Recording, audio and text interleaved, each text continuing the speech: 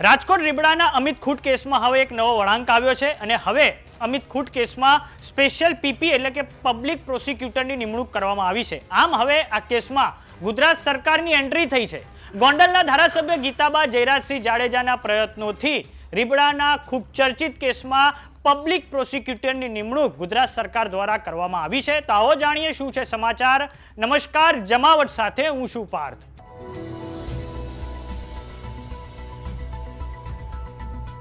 ગોંડલના રીબડાના અમિત ખૂટ કેસમાં હવે ગુજરાત સરકારનો પ્રવેશ થયો છે, કેમ કે હવે સરકાર તરફથી વકીલ ચિંતન કે શાહની અને હિરેન એ પટેલની પબ્લિક પ્રોસિક્યુટર તરીકે નિમણૂક કરવામાં આવી છે।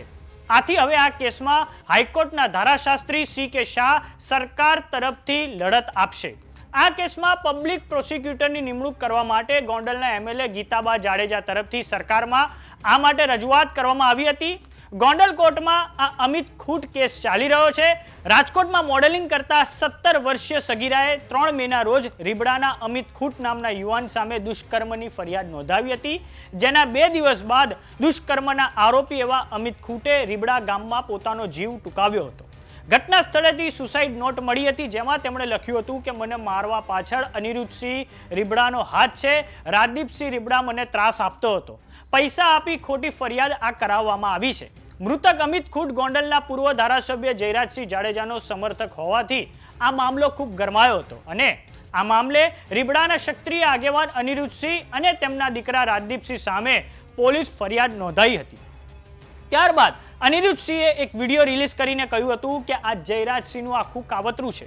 આ પહેલા 3 મેના રોજ સગીરાએ આરોપ લગાવ્યો હતો કે અમિત ખૂટે તેને કેફી પીણું પીવડાવ્યા બાદ તેની સાથે દુષ્કર્મ આચર્યું હતું અને આ કેસમાં પોલીસે હની ટ્રેપ થિયરીના આધારે એક સગીરા, એક યુવતી અને 2 વકીલોની ધરપકડ કરી હતી। સગીરા અને યુવતીના વકીલ તરીકે ભૂમિકા પટેલ કેસ લડી રહ્યા છે। 2 વકીલો અને યુવતી જામીન પર પછી છૂટ્યા છે, જ્યારે સગીરા વડોદરાના બાળ સુધાર ગૃહમાં હવે તેમને રાખવામાં આવ્યા છે। સગીરાએ જયરાજસિંહ જાડેજા સહિત 28 લોકો સામે કોર્ટમાં ફરિયાદ કરી છે અને આ કેસમાં પીડિત સગીરાએ ગોંડલ કોર્ટમાં પૂર્વ ધારાસભ્ય જયરાજસિંહ જાડેજા અને તેમના પુત્ર ગણેશ જાડેજા અને ડીસીપી ડીવાયએસપી કક્ષાના અધિકારીઓ સહિત કુલ 28 લોકો વિરુદ્ધ 12 જૂન 2025ના રોજ ફરિયાદ દાખલ કરી હતી। જો કે હવે ગુજરાત સરકારે આ કેસમાં પબ્લિક પ્રોસિક્યુટરની નિમણૂક કરી છે, તો હવે જોઈએ આ કેસ કેટલો લાંબો ચાલે છે। તો આ બાબતે તમારું શું માનવું છે અમને કોમેન્ટ બોક્સમાં લખીને જરૂર જણાવો। જો તમે અમને યુટ્યુબ પર જોઈ રહ્યા હો તો સબસ્ક્રાઇબ કરો।